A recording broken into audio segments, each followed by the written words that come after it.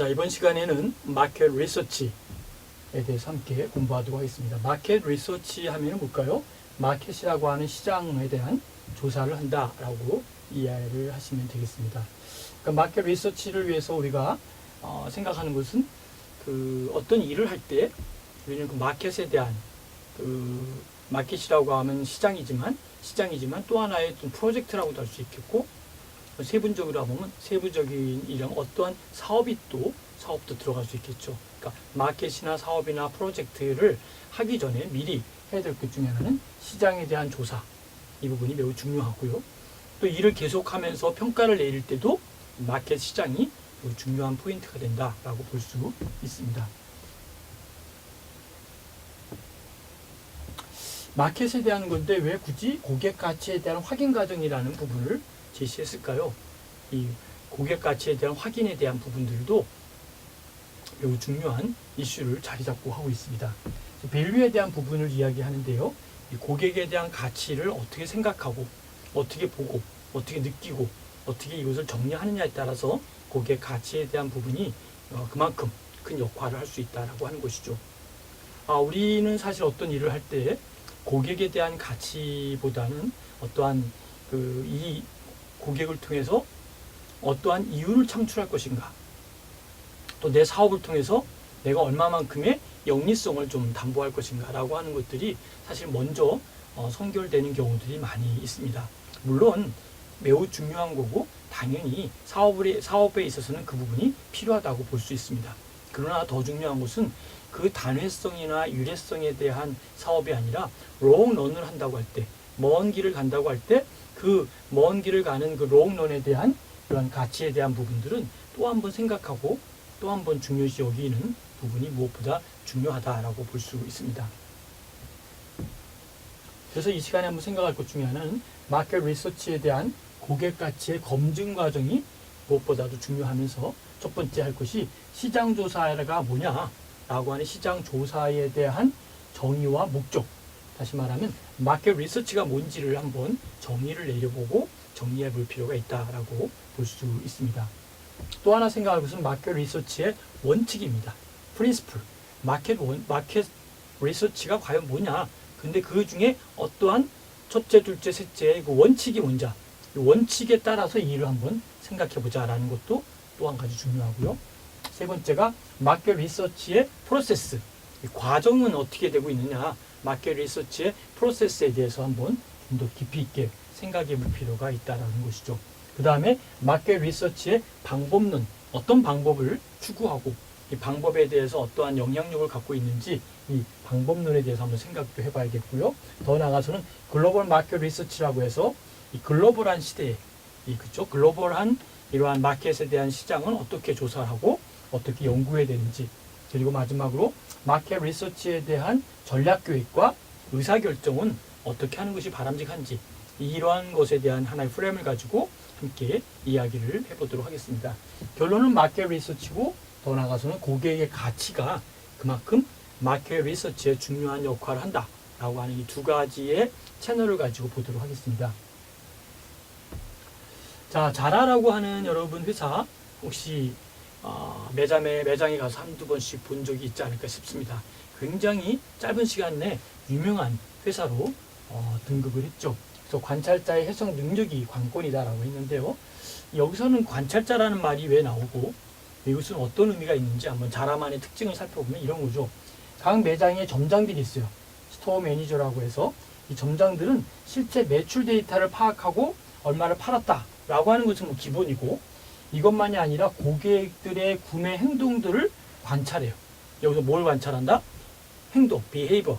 행동을 보면서 저 사람들은 어떻게 행동하나, 행동을 관찰하는데 이 관찰한 것들을 가지고 바로 이 정보, 이것을 가지고 정보와 실제 매출 데이터를 실시간으로 본사에 보내는 것이죠. 행동들이 이러이러합니다. 매출이 이렇게 됐습니다. 이걸 좀 디테일하게 보내면 본사에서는 이 부분을 나름대로 해석하고, 여기 나름대로 해석의 능력이라고 했죠. 해석해서 이것을 그 다음에 있는 그 제품을 만들 때 사용할 수 있도록 진행하는 것을 보게 됩니다. 그래서 이제 자라의 상품들을 여러분 살펴보시면 좋겠고요. 물어보는 대신 관찰하라. 자, 뭐 물어보는 것이 아니라 가만히 관찰하는 것이죠. 그래서 아마 여러분들이 뭐 가끔 어떤 사례를 보면요, 면접을 볼 때에 뭘 자꾸 물어보는 경우들이 있거든요. 아, 뭐 고향이 어디 있습니까? 뭐 요즘 뭐 고향이나 또는 뭐 어떤 그 사람이 프라이버시와 관련된 내용을 절대 물어보지 말게 되어 있기 때문에 뭐 어느 학교를 나왔습니까? 이런 것도 물어보면 안 되는 거죠. 그렇지만 물어보지는 않지만 그를 관찰하면서 뽑는 그런 면접들도 종종 있습니다. 그래서 같이 어떠한 1박 2일의 워크숍을 통해 가지고 같이 말하고 생각하고 하는 것들을 자연스럽게 이야기하면서 그들을 관찰하는 거죠. 그들이 어떻게 행동하는지, 어떻게 어떤 기본적인 예의를 지키는지, 뭐 기타 등등에 대해서 잘 관찰하는 이러한 부분들을 종종 보는데요. 물어보는 대신 관찰하라. 아주 상당히 의미 있는 그런 것이라고 생각합니다. 그래서 현재 기업에 대한 시장 조사는 특정 제품 론칭과 관련한 마케팅 활동의 일환으로 이루어지는 것이 대부분이다라는 것이죠. 자, 그 다음에 이제 장기적으로 시장과 고객의 니즈가 어떠한 방향으로 움직이고 그 연장선상은 어디가 될 것인지에 대한 예측이 어때요? 쉽지가 않다는 것이죠. 그런 맥락에서 우리가 이 시장 조사에 대한 부분에서 관찰한다는 것은 매우 의미 있고 중요하다라고 볼 수 있습니다. 그러니까 우리가 종종 보는 대로 이 고객의 니즈가 굉장히 중요하지 않습니까? 고객의 니즈가 어떠한 방향으로 움직이고 그 연장선상은 어디가 될 것인지. 그러니까 우리가 나름대로 그 사회복지하는 사람들에게 제가 그러한 이야기들을 종종 얘기를 하는데요. 사회복지 하시는 분들의 마지막 그 어떤 우리를 지도하고 슈퍼비전 줄 수 있는 기관은 국가정보기관으로서 보건복지부다라고 보는 거죠. 그럼 보건복지부가 지금 어떤 것을 준비하고 있고 어떤 상황을 만들어내고 있고 보건복지부가 진행하는 것이 바로 어떠한 채널이다라고 하는 것을 아는 거하고 보건복지부가 지금 무엇을 준비하고 있고 어떠한 행동을 하고 있는지 모르는 거하고 차원이 같을까요? 다를까요? 전혀 다르다는 것이죠. 무엇을 준비하고 있고 어떻게 움직이는 것을 알고 있을 때 현장에서는 다음 것을 준비할 수 있는 것이죠. 아, 지금 보건복지부가 이런 걸 준비하니까 다음에 이런 일들이 생길 것 같다. 그래서 이런 일들을 준비하려면 우리가 무엇을 연구해야겠다. 그래서 미리 마치 일기예보를 알고 우산을 준비하고 강풍을 준비하고 뭐 눈이 오는 것을 준비해서 거기에 맞도록 대비를 하는 것처럼 미래의 사회복지도 좀 어떻게 움직일 것이고 또 무엇을 할 것이고 또 어떠한 방향으로 갈 것인지에 대한 것을 미리 잘 기억하고 준비하고 그런 다음에 바로 이러한 부분에서 진행하는 부분이 매우 중요한 포인트가 될 수 있다는 것이죠. 이러한 거라는 것은 바로 here and now와 그 다음에 앞으로 되어질 이 업무에 대해서 한번 조금 더 구체적으로 생각하고 준비하는 것이 바람직하다라고 하는 것이죠. 아무튼 그래서 우리가 장기적으로 시장과 고객의 니즈를 어떠한 방향으로 가는지 이 부분을 한번 깊이 있게 연구하는 것이 바람직하다는 것이죠. 왜냐하면 미래에 대한 예측이 쉽지 않기 때문에 우리 잘 준비해야 된다는 것이죠. 자, 그런 의미에서 이제 고객에게 감동을 줄 수 있는 제품과 서비스 개발을 위해서 자, 고객에게 감동을 준다는 건 뭘까요? 뭐 쉬운 예로 이런 거겠죠. 고객이 어느 날 그 제품을 사갔어요. 그리고 사용하다 보니까 어때요? 뭐 고장이 나기도 하고 뭐 이게 뭐 잘 말을 안 듣고 AS가 필요하게 되거든요. 그래서 이제 AS 센터에 전화를 한 거죠. 아, 이 물건이 산 지가 얼마 안 됐는데 이렇게 뭐 물도 새고 또 사용하기가 어렵고 좀 불편합니다. 이렇게 이야기에 컴플레인을 얘기했더니 고객에 감동을 줄 수 있는 제품이라고 하면 뭘까요? 그 이야기가 끝나자마자 얼마 후에 갑자기 뭐 이건 제가 그냥 그 생각으로 얘기하는 겁니다. 어떤 사실을 얘기하는 게 아니라 조금 있더니 갑자기 문자가 뜨더니 밖에 마당에 한번 나가 보시기 바랍니다. 마당에 나갔더니 갑자기 그 제품이 똑같은 제품이 드론에 실려가지고 쫙 날아오는 거예요. 날아오더니 현관에 쫙 내려놓고 고객님 저희들이 불편을 끼쳐 대단히 죄송합니다. 새로운 물품으로 교환해 드렸으니까 행복하게 잘 지내시고 잘 쓰시기 바랍니다. 그러면서 이제 물건을 내려놓고 그 다음에 이제 쓰던 물건을 내놓으시면 저희들이 같이 인수해서 반품해 가겠습니다. 하고 그 드론 물건 내려진 거다 물건을 올려놨더니 갑자기 이제 조합을 또 조립을 해가지고 갑자기 다시 하늘로 날아가는 모습을 여러분들이 실전에서 직접 목격하고 경험했다면 어떤 일이 생길까요? 그 제품에 대해서 A 회사에 대해서 야, A 회사 정말 대단하다. 이렇게까지 서비스를 주고 그 만나는 사람에게 얘기하지 않겠습니까? 내가 어제 이런 제품에 대해서 이렇게 고쳐달라고 얘기했더니 갑자기 드론이 와서 물건을 주고 있었던 물건을 싣고 가더라. 이것이 이제 하나의 고객을 감동시킬 수 있는 것일 수 있다라고 하는 것을 제가 그냥 이야기를 하는 것입니다.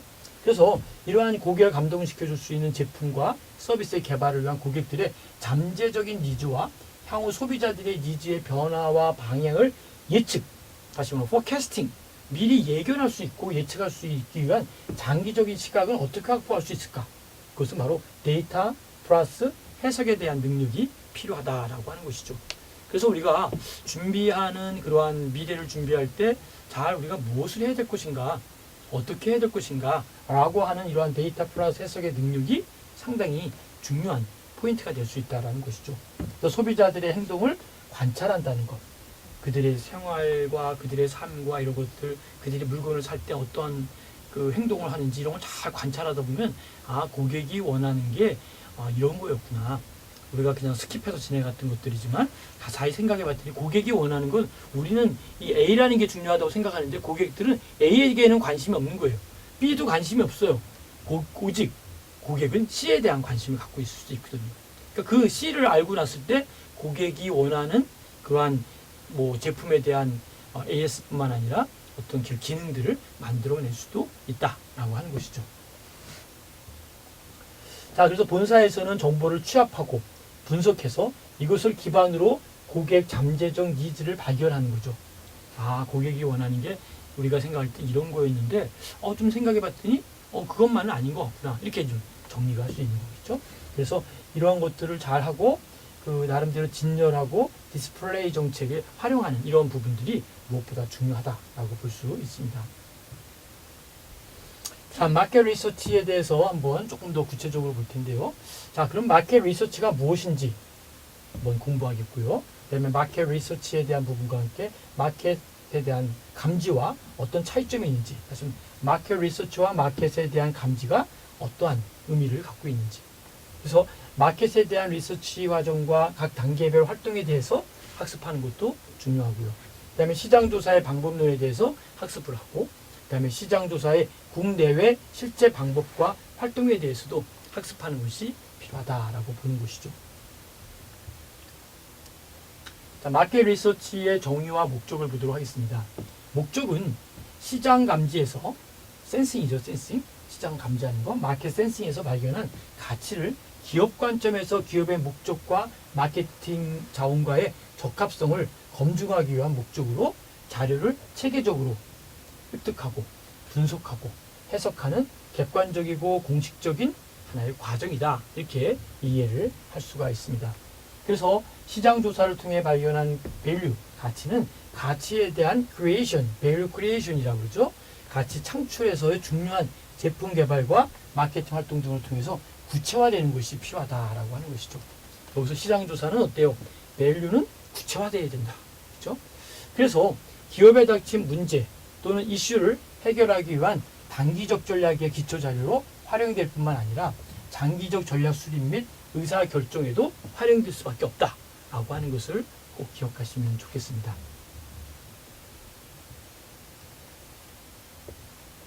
자, 그래서 마켓에 대한 그 조사는 어떤 것일까요? 기업에서 다음과 같은 다양한 분야에서 활용될 수 있는 부분을 우리는 볼 수 있다는 것이죠. 그래서 시장 자료를 수집할 때, 마켓에 대한 자료를 수집할 때 이 마켓에 대한 트렌드 및 거시 환경을 분석하는 게 필요하다는 것이죠. 그러니까 시장이 갖고 있는 트렌드, 지금 뭘 원하고 있느냐, 이 트렌드를 보기도 하고, 그다음에 거시 환경에 대한 분석. 이 거시라는 것은 아시다시피 마이크로가 아니라 매크로거든요. 좀 전체적인 의미로, 그렇죠? 한 나무 하나가 아니라 전체 숲을 보면서 매크로적인 환경에 대한 분석을 어떻게 할 것이냐, 이 부분도 매우 중요하다는 것이죠. 그래서 고객의 니즈를 발견하고자 할 때, 또 소비자 조사를 실시할 때, 또 우리 제품을 시장에서 테스팅할 때, 예를 들면 신제품의 시장 시험이라는 거죠. 그리고 고객의 니즈를 발견하고자 할 때는 소비자의 잠재 니즈를 파악하는 것, 또 소비자의 문제 파악 및 수요를 예측하는 것, 이런 식으로 정리할 수가 있다는 것이죠. 그래서 고객의 반응을 평가할 때 신제품에 대한 소비자의 태도 및 구매 행동 조사가 무엇보다 중요하다라고 볼 수 있습니다. 그래서 잠재적 제품에 대한 판매량을 평가할 때 시장의 수요와 판매를 예측할 수 있다라고 하는 것도 되게 중요한 이슈로 자리 잡고 있습니다. 자, 원칙을 한번 보겠습니다. 시장조사의 원칙, 프린시플. 첫 번째가 리서치의 적시성과 타당성이 필요하다. 리서치한 조사할 때 적시성은 뭘까요? 타이밍이죠. 언제 이거를 하느냐, 프로그램을. 또 언제 이것을 나름대로 조사를 시작할 것이냐라고 해서 타이밍이 여기 첫 번째는 리서치의 타이밍과 타당성. 왜 이걸 해야 되는지, why, 왜 이걸 해야 되는지에 대한 why에 대한 질문을 한번 해볼 필요가 있다라고 하는 것이죠. 시장조사는 오늘날의 중대한 사회 문제와 관련된 조사를 적시에 착수해야지 이미 지나간 걸 가지고 나름대로 조사를 했을 경우에는 별로 의미가 그만큼 상실되고 또 하는 것에 대한 목적도 모호해질 수 있다는 것이죠. 두 번째는 리서치의 명확함, 클리어하다 그러죠.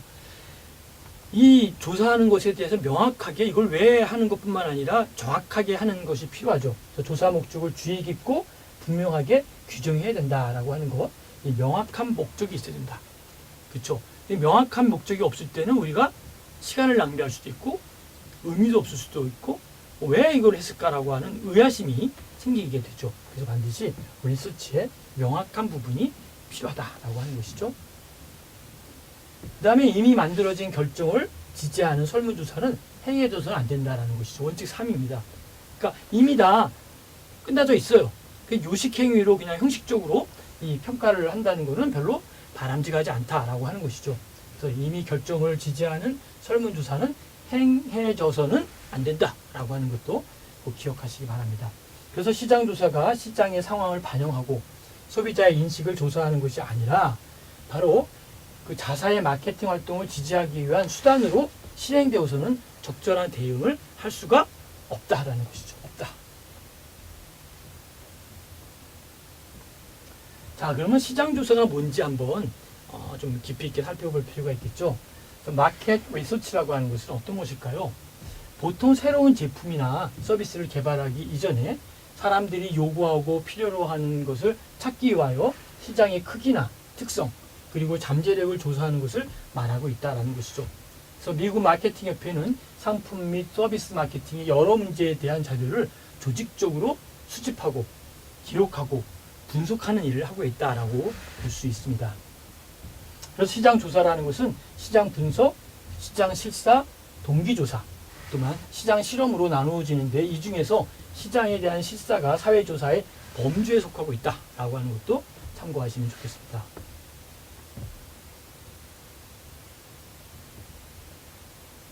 자, 마케팅이 조사를 한번 살펴볼까요? 마케팅 하는 데 관련된 문제에 대해서 객관적이고 정확한, 여기서 이제 핵심 키워드가 있죠. 마케팅을 하는 데 있어 관련된 문제에 대해서 객관적이고 라고 했는데 객관적인 것이 아니라 만약에 주관적이고 하면 좀 우리가 너무 주관적인 것이 되지 않습니까? 그래서 우리가 항상 객관적이라는 말 중요하고요. 그 다음에 이제 명확하지 않은 그러한 데이터라면 상당히 의미가 없는데 바로 정확한 체계적 방법으로 자료를 수집하고 기록 분석하는 일이 마케팅 조사다, 이렇게 정리를 할 수 있습니다. 그리고 의사결정자의 정보 욕구를 파악하고 그런 정보에 관련되는 변수들을 선정한 후 신뢰성 있고 바로 유효한 자료를 수집과 기록과 분석하는 일이다. 자, 사실은 분석이라는 말 때문에도 그렇고 조사이라는 말 때문에 그런데 자료를 수집하고 기록하고 분석하는 일, 상당히 의미 있는 그러한 일이죠. 그래서 그 자료를 어떻게 우리가 수집하고 어떻게 기록하고 어떻게 분석하는 것, 이것이 얼마만큼 당연하고 좋은 일인가라고 하는 것을 한번 생각해 볼 필요가 있습니다. 그리고 고객과 환경 요인의 변화를 고려한다는 점에서 시장 조사보다 포괄적인 개념이다 라고 하는 것으로 이해하시면 좋을 것 같습니다. 그래서 마케팅 리서치는 어떤 것일까요? 마케팅 리서치는 바로 무슨 뜻을 갖고 있는지 한번 살펴보도록 하겠습니다. 마케팅 리서치는 상품이나 서비스의 판매 촉진을 위해 사용될 자료를 체계적으로 수집해서 분석하는 것이다 다시 한번 정리해 볼까요? 상품이나 서비스의 판매 촉진을 위해서 이미 사용될 자료를 체계적으로 수집하여 분석하는 것, 이것이 마케팅 리서치다라고 하는 것이죠.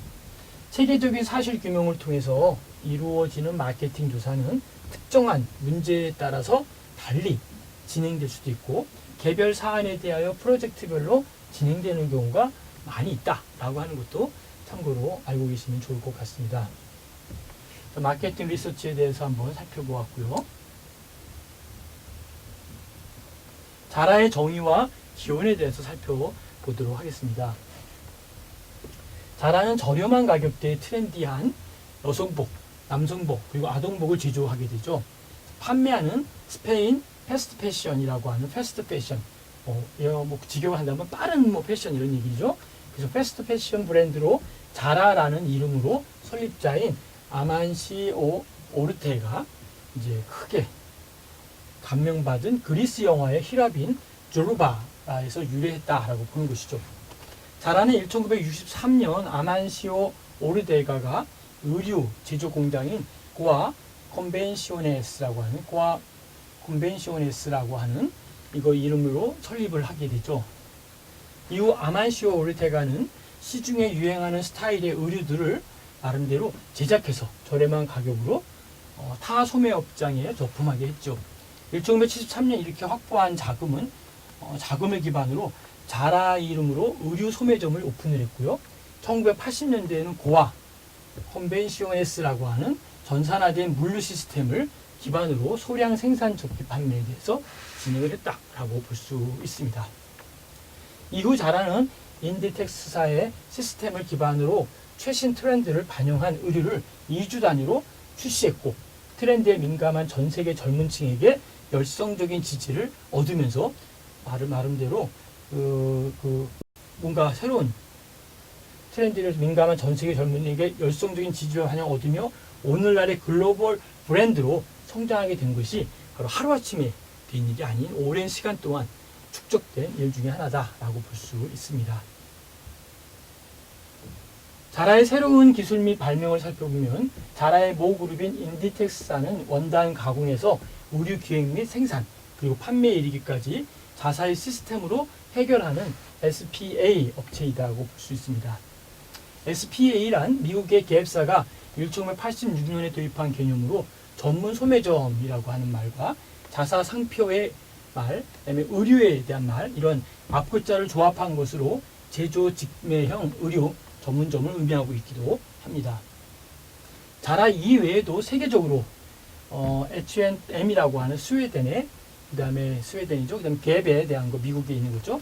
그리고 유니클로 이것 등이 SPA 시스템을 갖추고 있고 이들 브랜드는 자사의 통합 시스템 내에서 제품의 리드 타임을 단축해서 기존 의류 브랜드보다 단시간 내에 신제품을 출시하고 있는 것을 보게 됩니다. 이러한 이유로 패스트 패션 브랜드라고 부르기도 합니다. 자라는 기존 SPA 시스템과 더불어서 매장의 판매 상황과 고객 선호도 등의 다양한 정보를 IT 전산화를 시켜서 생산과 기획 그리고 물류 시스템에 실시간으로 반영하는 시스템을 갖추고 있다는 것이죠. 이를 통해 자라는 바로 트렌드를 실시간으로 반영하고 또 매장의 재고를 최소화시키는 강점을 갖추었다라고 볼 수 있습니다.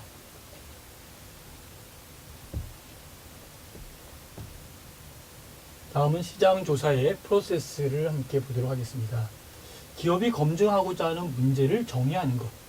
기업이 하고자 하는, 검증되고자 하는 그 일에 대해서 문제를 정의하고 이에 대한 조사를 설계와 그다음에 실행을 해서 수집된 자료를 바탕으로 분석하고 해석을 해서 마케팅 의사결정에 도움을 주기 위한 과정이 바로 시장 조사의 프로세스다라고 보는 것이죠. 자, 시장 조사의 프로세스는 아래와 같습니다. 문제를 제기하는 거예요. 프로블럼이 이거다. 이 문제를 제기하고 이 프로블럼에 대한 것들을 마케팅 조사 설계로 들어가죠. 마케팅 조사 설계에서 뭐가 들어갈까요? 자료의 출처와 조사 도구와 표본의 계획과 접촉 방법을 노력을 하죠. 그러니까 이 시스템들을 우리가 좀 머릿속에 놓고 항상 어떤 일을 한다라고 하면 이 마켓 리서치를 중점으로 봐야 되는 것이죠. 그래서 문제를 제기하고 마케팅의 조사 설계를 하고 그다음에 자료를 수집합니다. 데이터를 잘 수집하고 그다음에 자료의 분석, 해석, 이용을 하는 것이죠. 그래서 자료의 분석과 해석과 이용해서는 시나리오를 분석하고 인과관계 모형을 하고 시계열 자료 분석을 하고 결과를 평가하는. 자, 큰 것만 한번 보겠습니다.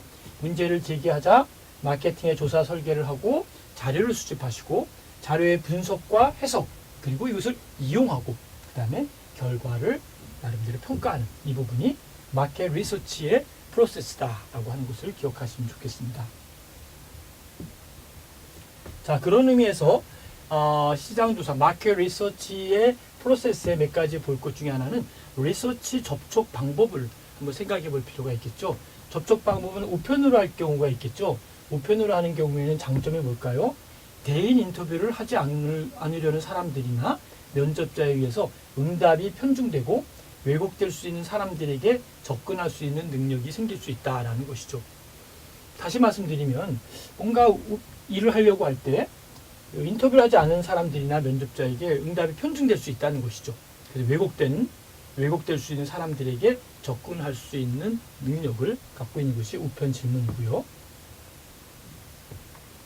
응답률이 보통 낮거나 느린 것이 단점으로 알 수 있겠죠. 그 다음에 전화 인터뷰를 보도록 하겠습니다. 전화 인터뷰 같은 경우는 정보를 빨리 수집하고 응답자들이 이해 못하는 문제들을 명확히 하는 능력을 갖고 있습니다. 그리고 우편 질문에서 보다 더 높은 응답률을 가질 수 있는 부분이 바로 전화 인터뷰에 나올 수 있는 하나의 핵심이다 라고 볼 수 있습니다. 그 다음에 단점을 보면 면접자는 짧게 인터뷰를 해야 하고 너무 개인적이지 않아야 하고 전화하는 것에 대한 소비자 혐오 증대가 생길 가능성이 있다. 전화 인터뷰 여러분 받아보셨지만 계속 얘기를 하면 어때 반응이 어떨까요? 좀 이렇게 좀 시간이 바쁠 때 계속 연락이 오면 제대로 응답을 안 하고 빨리 끊는 경우들이 많이 있죠. 그래서 그러한 단점이 있습니다. 대인 인터뷰 같은 경우는 추가적인 질문이나 복장과 보디랭귀지를 통해서 같이 응답자에 대한 추가적인 관찰을 얻을 수 있는 능력.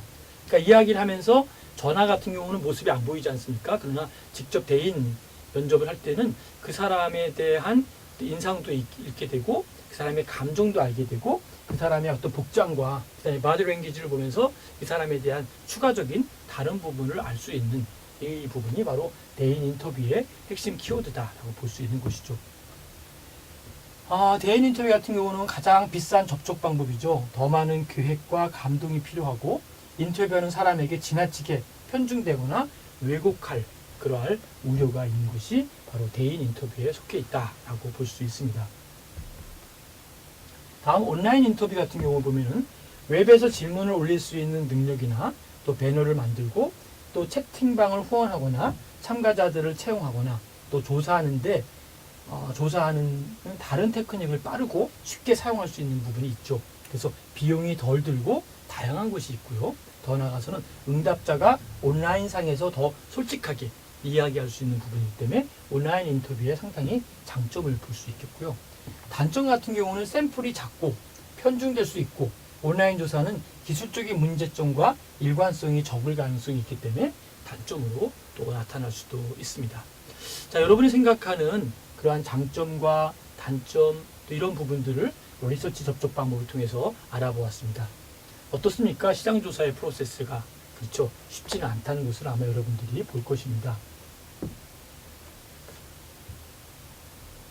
자, 어떻습니까? 여러분, 우리 지금 짧은 시간 동안에 리서치에 대한 부분들을 보고 또 생각했는데 이 부분들을 조금 더 어떻게 해야 될 것인지에 대해서 우리가 함께 논의하고 생각하는 것도 필요할 거라고 생각하고요. 지금까지 경청해 주셔서 감사드립니다. 그리고 또 질문이나 내용들은 저에게 또 남겨주시면 또 AS도 해드릴 수 있도록 하겠습니다. 끝까지 경청해 주셔서 감사합니다.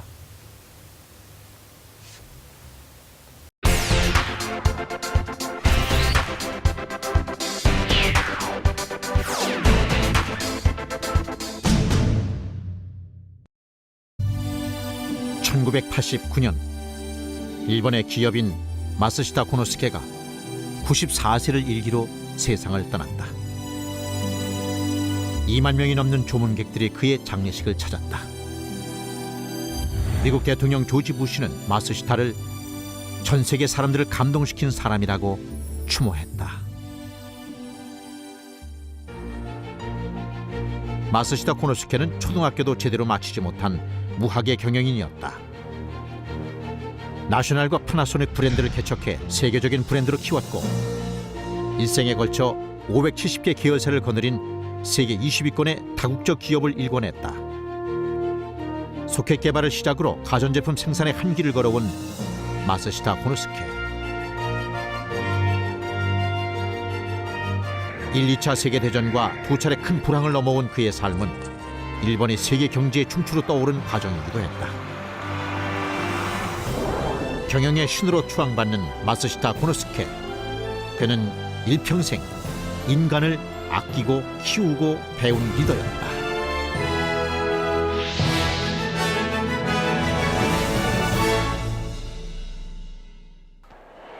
(1929년 10월 29일) 미국 월가의 주가가 대폭락하면서 세계 대공황이 촉발됐다. 일본도 위기를 비껴갈 수는 없었다. 가뜩이나 침체되어 있던 경제는 깊은 불황으로 빠져들었고 도산하는 기업이 줄을 이었다. 마스시타 전기 역시 직격탄을 맞았다. 그해 5월 본점 공장을 준공하며 사업 확장을 꾀하고 있던 터라 타격은 더 컸다. 1929년 연말에는 매출이 절반으로 줄었다. 인원 감축 외에는 다른 해법이 없어 보였다. 당시 건강이 나빠 자택에서 요양 중이던 마스시타 코노스케. 임원들은 그에게 직원을 반으로 줄이자고 건의했다. 하지만 그가 내놓은 처방은 모두의 예상을 뒤엎는 것이었다. 종업원을 한 명도 해고하지 않겠습니다. 급료도 깎지 않겠습니다. 1929년 한 해 동안만 일본 전역에서 약 1000건의 2차 대전 이전의 최고의 숫자입니다. 1000건의 노사 분규가 발생했습니다. 결국 그 큰 불황 앞에서는 어떠한 기업도 그러한 그 종신 고용이라든지 이런 것을 지키기는 힘들었던 시기였습니다. 그렇게 본다면은 당시에 그 여타 기업들에 비해서는 종신 고용이나 경영 가족주의를 지켰다라는 것은 마스시타가 이례적인 그러한 그 일로 볼 수 있습니다. 마스시타가 내세운 조건이 있었다. 직원 모두 창고에 쌓여있는 재고를 최선을 다해 팔아치워 주십시오. 직원들은 휴일도 없이 재고 판매에 발벗고 나섰다. 결국 2개월 만에 재고는 모두 소진됐고 공장은 정상 가동됐다. 幹部社員井上俊夫だとかですね亀山だとかそれを工場に帰って当時諸種と言ってましたけどねこういった判断をしましたということでですね社員は非常に興奮しましてですね気持ちが一つになってそれで一生懸命働くようになったんですね。で社員の気持ちが一致団結ですからこの社員が一致団結して力いっぱい出すと大変なことができるという教訓ですね。 1929년 마스시타 전기의 종업원은 477명이었다. 일본 국내의 경기는 여전히 바닥이었지만 종업원은 886명으로 늘었다. 감원 바람이 거세던 불황기에 마스시타 전기는 소기업에서 중견기업으로 성장한 것이다. 다른 기업들이 위축돼 있을 때 마스시타는 풍부한 인력을 바탕으로 라디오 사업에 뛰어들었고 시장을 꾸준히 선점해 나갔다. マスタ電機はこれからどんどん大きくしていきたいんだと、そういう時にですね、またその景気良くなったらまたどんどん人を入れて、で景気になって悪くなって、そういうのはなかなかその企業として成長していくのできませんし、ですから決してそういう首切ったりなんかするっていうのが将来のことを考えた場合に、その時はいいかもしれませんけども、長期的に見た場合には決してプラスにはならないという考えが増田幸之助の考えのその底辺にはあったというふうに思いますよね。 마스시타에게 기업의 흥망은 사람에게 달려 있었다. この会社が良くなるのも悪くなるのもまたこの会社が一つの事業をいたしましてそれが社会に対して貢献するか貢献しないかということ、全て利用人の考え一つによってそれが決定される問題だと思います。そうでありますから、ここの人々を成長さすということが絶対に必要である。 그렇다면 마스시타 고노스케는 인재를 어떻게 키웠을까? 그는 우선 인재들에게 어떤 사명을 가지게 할 것인지부터 고민했다. 해답은 우연한 기회에 얻어졌다. 마스시타가 오사카 덴노지 부근을 지날 때였다. 손수레를 끌고 지나가던 한 남자가 어느 집 앞에 멈춰섰다. 그는 수도꼭지를 틀어 물을 마시기 시작했다. 하지만 누구도 그 남자를 탓하지 않았다. 그것은 물이 매우 싸기 때문이라는 생각이 마스시타의 뇌리를 스쳤다. 그가 기업의 사명이 무엇인지를 깨닫는 순간이기도 했다. 생산자의 사명은 귀중한 생활물자를 마치 수돗물처럼 무진장으로 공급하는 것입니다. 제 아무리 귀중한 물건이라 할지라도 많은 양을 공급해서 거의 공짜에 가까운 가격으로 제공하는 것입니다. 그렇게 해야만 가난을 극복할 수가 있습니다. 1932년 5월 5일 그는 이 자리에서 자신이 깨달은 사명을 발표한다. 그리고 이날을 제1회 창립 기념일로 삼았다. 14년 뒤늦은 기념식이었다. およそ生産の目的は個人日常生活の必需品を充実を豊富たらしめ、しかしてその生活内容を改善向上せしめることをもってその主眼とするものであり、私の念願もまたここに存するのであります。我が松下電器はかかる使命の達成をもって究極の目的とし、今後一層これに対して渾身の力を振るい、一路邁進せんことを期する次第であります。 먹고 살기 위해서 들어선 길이었지만 마스시타는 기업이 걸어가야 할 길이 어디에 있는지를 치열하게 고민했다. 기업의 사명을 직원들과 함께 자각한 날을 그는 진정한 창업일로 정한 것이다. パナソニックがの社員というのはその共通の理念を持っていることでそれを自信としてあるいは自分の拠り所として動けると、いうことですね。だからその一番我々の帰っていけるところ、困った時にあるいは判断に迷った時に帰ってくる場所というものだと思います。 마스시타 고노스케는 뜻하지 않는 위기를 맞는다. 1946년 11월 그에게 공직 추방 조치가 내려졌다. 2차 세계대전 중 선박과 비행기 제조에 발을 담갔다는 게 연합군 총사령부가 밝힌 이유였다. 군수산업에 참여했던 기업 전체에 일률적으로 적용된 조치였기 때문에 마스시타는 사장 자리에서 물러날 수밖에 없는 상황이었다. 국면은 뜻밖으로 전개됐다. 마스시타 노동조합이 사주금융운동에 나선 것이다. 대부분의 노조들이 경영자 추방을 외치던 때였다. 마스시타 노조는 연합군 총사령부에 탈원서를 내기로 하고 서명운동에 들어갔다. 組合が署名を集めましてですね、90%、93% の署名が集まってそれを GHQ と日本の政府に提出をするわけですね。で受け取った方はその労働組合がこんなことをするのはとても珍しいということで関心をしたわけです。そういったこともあってあるいは誤解も解けてですね、財閥公職追放は解除されるわけです。 결국 1947년 5월 마스시타는 업무에 복귀했다. 마스시타가 그토록 소중히 지킨 인재들이 이번엔 마스시타를 지켜준 것이다.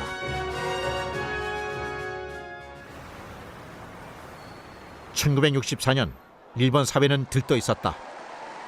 4월 OECD에 가입하고 10월에는 도쿄올림픽을 개최했다. 하지만 일본의 고도 성장기는 이미 막을 내리고 있었다.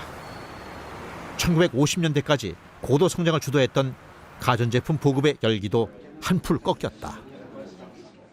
마쓰시타 전기도 이를 피해갈 수는 없었다. 판매 회사나 대리점은 대부분 적자에 허덕였고 마쓰시타 전기 본사에 대한 원성이 높아졌다. 1964년 7월 9일 마쓰시타는 전국의 판매 회사와 대리점 주인을 불러 모은다. 장소는 온천 관광지인 아타미의 한 호텔이었다. 긴장된 분위기 속에서 마쓰시타는 참석자들에게 기탄 없이 문제점을 털어놓으라며 회의의 문을 열었다. 본물이 터지듯 불만이 쏟아졌다. 디자인이 엉망이다. 본사 사원들이 관료적이라며 성토가 이어졌다. 마쓰시타도 반격을 가했다. 흑자를 보는 분도 있는데 적자를 보신 분들은 경영에 문제가 있는 것 아닙니까? 대리점 측도 물러서지 않았다. 본사의 방침대로 해서 적자를 봤으니 본사 책임이라는 대리점 측의 주장에 마쓰시타가 흥분했다. 당신은 지금까지 소변이 빨개진 적이 몇 번이나 있었습니까? 공격과 반격이 이틀간 평행선을 달렸다. 小野助はもうこの時会長なんですね。で社長とか営業本部長もいるわけですけども、自ら壇上に立ってこの13時間延べやり合うわけですけども、その時のこの最初のうちはその代理店皆さんと激しくやり合うわけですね。もちろん増田電機の悪いとこ言ってくださいよと言いながら、その批判も受けるし、逆に皆さんはそんだけやってますか、血のしょんべんが出るだけ商売打ち込んでますかということを激しくやっていく。 사흘째 되던 날 마쓰시타 고노스케가 단상에 올랐다. 今日いろんな問題を直接来店の皆さんにいろいろ悩みをおかけしているということは、私どもの信念の乏しいところと考えの至らんところで大分の原因となって巻いてきていると思います。業界があれに荒れているということも分かりましたから、今日まで蓄えました増田電機の力を本当に適切にこういたしまして、やれるだけやってみたいと思います。 마쓰시타의 목소리는 떨리고 있었고 눈시울도 붉어졌다. 그가 머리를 숙이자 장내 분위기는 일순 바뀌었다. 마쓰시타의 진심이 전해진 것이다. 그렇게 판매 대리점들의 불만은 극적으로 해소됐다. 한마디로 이야기하면은 불만에 쌓인 판매 대리점 측과 마쓰시타 회사 측 사이에 단판 승부였다라고도 평가할 수 있습니다. 그 아타미 회담에서의 그 성과라는 것은 마쓰시타 고노스케가 회사 측의 잘못을 솔직하게 인정했다라는 것입니다. 그래서 판매 대리점 측의 여러 가지 그 요구 조건, 불만들을 수용을 해서 판매 정책에 반영시키는 그러한 자세를 보임으로써 판매 대리점 측과의 관계를 원활하게 소통시키는 그러한 큰 계기가 되었던 회담이었습니다. 마쓰시타는 판매 회사들의 불만들을 실질적인 정책에도 반영했다. 당시 마쓰시타 고노스케는 일선에서 물러나 있었지만 회담 직후 직접 영업본부장 직무대행을 맡았다. 그리고 대리점들의 의견을 수렴해 새로운 판매 제도를 도입했다. 결국 아타미 회담 3년 후 모든 판매 회사와 대리점들이 적자를 벗어났다.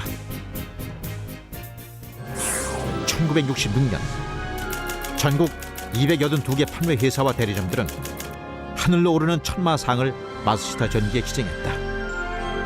판매 회사들의 목소리에 귀를 기울여 불황을 타게 해준 마쓰시타에 대한 감사를 담은 선물이었다.